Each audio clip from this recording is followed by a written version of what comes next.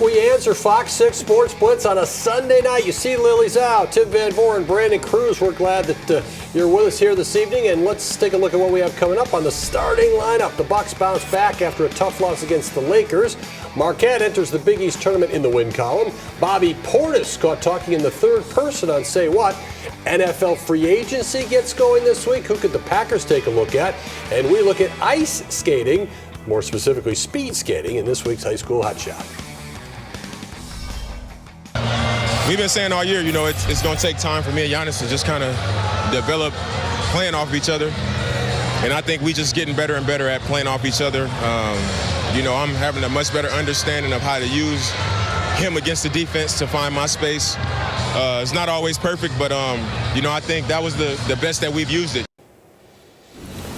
Some happy Bucks this afternoon as they put the closing finish there on the LA Clippers out in Los Angeles. You saw Damian Lillard, Giannis Antetokounmpo, both up over 30 points today. You're going to win a lot of games if you're the Bucks. You get those two guys producing at that level. How big was this win on this road trip, which had started with 2 losses? Yeah, and especially coming off that loss to the Lakers, I think it was very important. I think this team needed to regroup after 2 losses in a row. A game they should have won on Friday against the Lakers turns into a loss. So to go back into that building and beat a Clippers team that's very good, that many think could contend for the Western Conference representation in the NBA Finals, is a big deal. And I also think it helps this team again establish its confidence as we get closer and closer to April when things really start to matter. Again, we had talked a while ago about where this team needed to be after the All-Star break. I said they needed to go 8-2 to make a real big impact. Right now, they're 7-2 out of this All-Star break. So to me, this win today is a very big deal as they head up to Sacramento next. Next is Sacramento. This stabilizes a little bit, it seems like, on this road trip. What do you anticipate the Bucks shooting for, and what's realistic in the second half of the season in general? I think just kind of maintaining their hold on the number 2 seed. I think Boston's run away with the top seed, but right now I think the Bucks aiming for that number 2 seed. The schedule's still very tough, but the good news is Chris Middleton's slated to hopefully come back in some sort of time, and so that way you kind of get your big 4 on the court together. So when does Chris Middleton come back? What will his impact be? How healthy can he stay? And what kind of shooting can he bring to a team that, I think in those 2 losses, if it wasn't Giannis, if it wasn't Dame, guys are kind of struggling to kind of find their footing offensively. So you get Chris back just in time for the postseason. But I think for this Bucks team is to still be consistent. But I think we've kind of learned that they're going to be consistent inconsistently because they put together a good streak and then they kind of tumble. They put together a good streak and they kind of tumble. But now it's, again, they have 17 games left until the postseason starts. So they have to play consistently, bring back Chris Middleton. But I think they got to really figure out this thing defensively and be more consistent there. You mentioned Chris Middleton. He's been getting closer. Doc Rivers has been saying closer. So we'll see what that turns out to be. What about Doc Rivers? When he came in, it seemed to me like one of his jobs was to just elevate the attitude and the mood of this team, the confidence. He kept talking about these guys are mature and they know what to do. And everything. Has it helped? I think it has. He's implementing more sets from Damian Lillard's time in Portland. So Dame talked about how that's really helped him coming to Milwaukee and kind of was perplexed why they weren't doing it previously, but they're doing that now. He's kind of trying to shore up the defense as well, but they're being more communicative on the defensive side of the ball. And when you're looking at a whole, this team just feels like they're being more communicative. They know kind of what their roles are on defense, and they're getting back to playing that 1-2-man game with Giannis and Dame, because at the end of the day, you want Giannis Antetokounmpo and Damian Lillard to kind of have those crunch minute points, and that's what they were able to do against the Clippers. It really was Giannis and Dame the whole way in the fourth quarter to get this win today against LA. So I think Doc is really putting his fingerprints and his stamp on this Bucks team, despite coming in the middle of the season when things are kind of rough and tumble. So I think he's doing a good job now, just getting the Bucks back on track. The question now is, what do they look like in the postseason? They had a great, nice winning streak going before they went on the road trip. Do you see concerns, though, that the Warriors exposed or the Lakers exposed? I think they really seem to struggle with teams that move the ball around and don't focus on the inside the paint, the big game. I think when you have shooters like the Warriors have who can get hot, or like the Lakers showed that they have with D'Angelo Russell, I mean, that puts them in a spot. It kind of goes back to those years ago when they just couldn't defend the 3, and it kind of feels like they're in that spot, at least against those teams. Defending the 3 was a difficult thing, and also apparently defending the paint against the Warriors was trouble as well. But the problem to me is teams that have a lot of movement create some issues for them at this point. And we've seen that even in first half of the season, some of these lesser young teams that can spread the floor, and it's tough for the Bucks to keep up with that. You don't need to keep up with us. We can tell you where we are. It's halftime, first segment. That means it's time for the Fox 6 Blitz Insta Poll. You can go directly to the question right now by scanning the QR code on the screen, or you can go to fox6now.com. And we're asking tonight, what is Marquette most likely to do the rest of the way this season? Our options are on the screen. We'd love to hear from you, and we'll reflect your answers before we're out of here tonight. The best thing we did, we continued to trust throughout the game each other and our process. There was a lot of tests that Xavier threw at us, that being on the road threw at us. Some calls that didn't go our way, some foul trouble, and that's how you maintain the mental toughness to stay together on the road. Is you just keep trusting. Shaka Smart, Marquette with a victory at Xavier yesterday. But Lily, do you breathe a sigh of relief if you're Marquette now that you're at the end of the regular season? I think so, because Tyler Kolek's coming back, and this team is really putting a good push together before Selection Sunday, where they find out where they will be playing in the NCAA tournament. But I like how they were able to close on the road at Xavier. This was a team that was playing really hard to beat Marquette, but they were able to keep it together at the end of the game. Cam Jones coming up huge for the Golden Eagles with 30 points on his night there. But I like the build of this team. Of course, defense is number one for them, but you see what Cam Jones is able to do. You saw what Oso Ighodaro was able to do for this team without Tyler Kolek. And once he comes back, this is a Marquette team that's going to be as full strength as possible as they try and win a Big East tournament championship and repeat from last year. So I like where this team is at right now, and they're really fun to watch, guys. You saw Marquette in person this week, Brandon. Have they found their vibe? They had to adjust to some situations during the season. Yeah, I think so. I think what we got out of this is not having Tyler Kolek around, put the emphasis on other guys having to do some other jobs. And you figure with foul trouble or an injury in the NCAA tournament, this experience is really going to help. And I mean, having Oso Ighodaro bring the ball up and play a point guard at times was very impressive, because he can pass as well as he can get to the rim, as well as Cam Jones, who can shoot very well. But you saw some great passing from him in these games, and they're finding ways to get other guys involved. And I think that is so key if something goes wrong in the NCAA tournament, and it almost always does, at least in a half or at least in a game. So to me, with the experience these guys were able to gain at the close to the regular season, is only going to help them when it matters most. And a couple of freshmen starting to get a little run there and step Right. up and see how they can do in these big situations as well. Wisconsin Badgers hanging in, lose by 8 at Purdue. That's a lot of Wisconsin hanging in this season, lose by. What's your view of them as they go into their conference tournament? And now it looks like the NCAA tournament. They haven't fallen totally out of it. No, they haven't. But I think they just have to be more consistent on the offensive side. And it's tough when you get the game within 4 to Purdue. You're on the road, last game of the regular season, but then you can't close it out because, Zach Edey, he's tough. But, this team has been so inconsistent from the three-point line, and the outside shooting hasn't been there really for much of the season. So that's going to hurt you come tournament time if you can't make outside shots, especially from the three-point line. Stephen Crowell didn't have a good day either, so you need him to come up big. But, it's just a lot of, like you mentioned, Tim, they're in games where they can't get over the hump to close games and win games. But now I'm kind of curious to see how they perform in the Big Ten tournament. Can they win a couple games in there as well? And does that help them in terms of their seeding when it comes to March Madness? They were a highly rated basketball team earlier this year. We're looking at the Big Ten tournament bracket. They'll play Thursday as their first game, Brandon. How'd they lose their mojo? I just think it's hard to explain. I think certain guys that they counted on to do their job weren't able to do it consistently. As Lily was saying, consistency was such a problem. Chucky Hepburn would have great games and then kind of disappear. Stephen Crowell would have great games and then disappear. Tyler Wall, the same thing. The only player that didn't ever seem to disappear at all is A.J. Stewart. So if they can find a way to elevate their game and keep it there, they have a legitimate chance to beat anybody. But the problem is it hasn't been there all season, and especially in the last 10 games, 10, 11 games. So to me, that's where they need to try to focus on in the Big Ten tournament, is getting guys consistently playing well and finding a way to make that transfer over to the NCAA tournament. And they play the winner of Rutgers or Maryland, so they should win that game.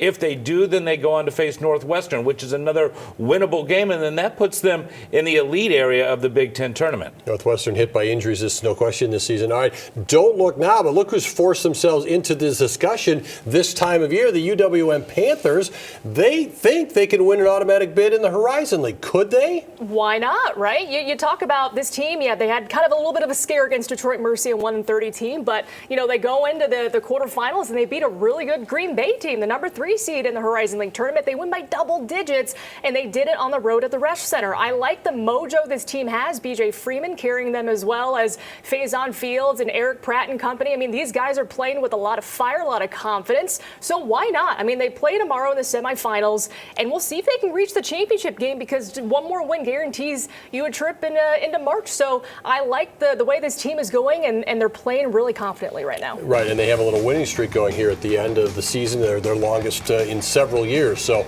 we'll see what happens. Again, they're the second game, Lily, you mentioned it, against Northern Kentucky. That comes up Monday night in Indy. College basketball, of course, huge this time of year. So big that Matt LaFleur was on hand for the Marquette-UConn game on Wednesday.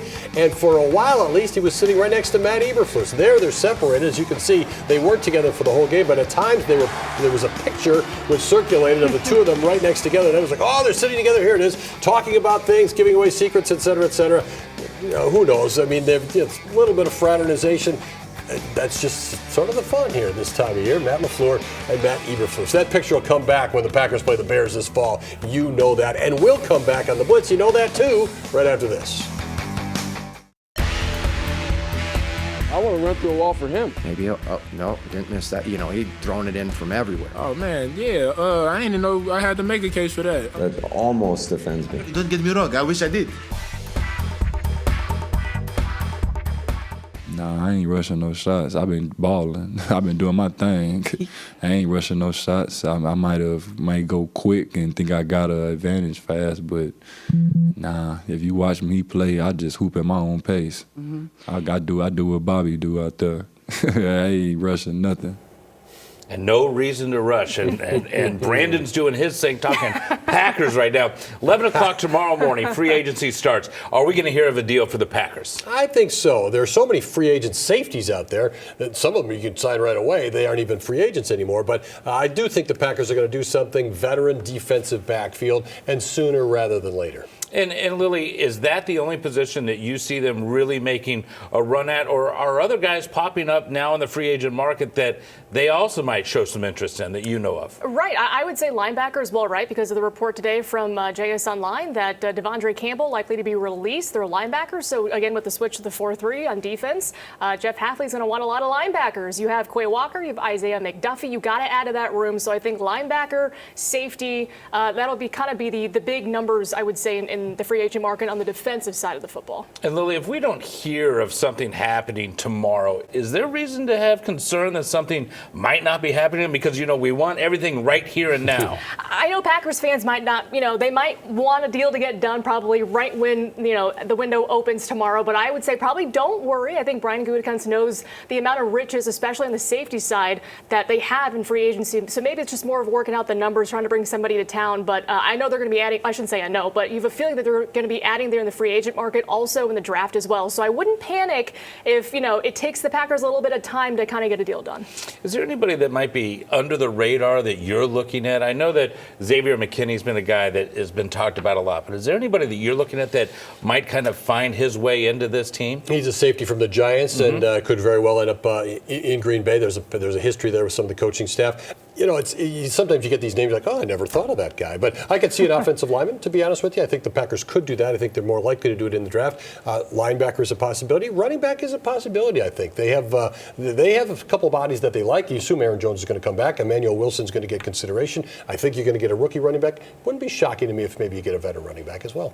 When you look at this free agency, how big of a deal is it for the Packers to go into it? Or is this a deep enough draft with 11 picks right now that they can kind of really hold off and then focus on that, because this team historically has gone heavy in the draft and not really worried about free agency? I think in years past they've gone heavy because the positions that they would need at that time were very heavy in the draft, like offensive line, receiver, et cetera. But I think this year, where the Packers really want to fill safety, linebacker, I think it's probably better per se in the free agent market. So maybe in that route they're going to be, they're still going to add to those classes and also add to maybe the wide receiver room if a guy falls in their lap that they like. But I do feel like the free agent market is probably kind of the key market for the Packers right now in the defensive backfield for Green Bay to kind of get an amount of riches that they probably wouldn't get in the draft. But when you add a rookie as well, you're just beefing up that group. So I would say, free agency probably heavier this year in terms of talent, safety, linebacker-wise in that market, but they certainly can add in the draft. All right, 11 a.m. our time tomorrow. It all opens up. All right, time to check in on our Insta poll question. You can go to it by scanning this code or going to our website, fox6now.com. Where is Marquette going to finish this season? Right now, you guys are kind of split between making the Final Four and the Sweet 16. That'd be a great run for them. We'll see what your answers are by the end of the show. Our high school hot shots coming up next. Welcome back. Jordan Stoltz continues to make history in the speed skating world. This weekend, the Kewaskum native won the all-round world championship in Germany. It's the sport's most storied title because it combines the results from the 500 and 5,000 meters and the 1,500 and 10,000 meters. And Stoltz puts up the highest point total in history. Meanwhile, this week's Fox 6 high school hotshot knows a little something about speed skating. She discovered her passion after skating across an ice rink, and now she travels from Madison to Milwaukee, hoping to make her dreams become a reality on an even bigger track. Hi, I'm Eliza Rothhamel. I'm a short track speed skater and a sophomore at Pius XI High School. I started synchronized figure skating, and we had this camp where we did a little exercise where we sprinted across the ice on our toe picks. And so later on, my mom saw a flyer at our rink, and it was like try speed skating, and my mom remembered that and got me into the sport, and now we're here. I'm more of a short distance skater. Long track doesn't seem very appealing. Well, you need a bunch of technique, that's the main part, but then you also need power and muscle and endurance. I train at the Pettit National Ice Center. Well, I started in Madison, came up here for a couple camps, and we really enjoyed it. And so we kind of just went all in.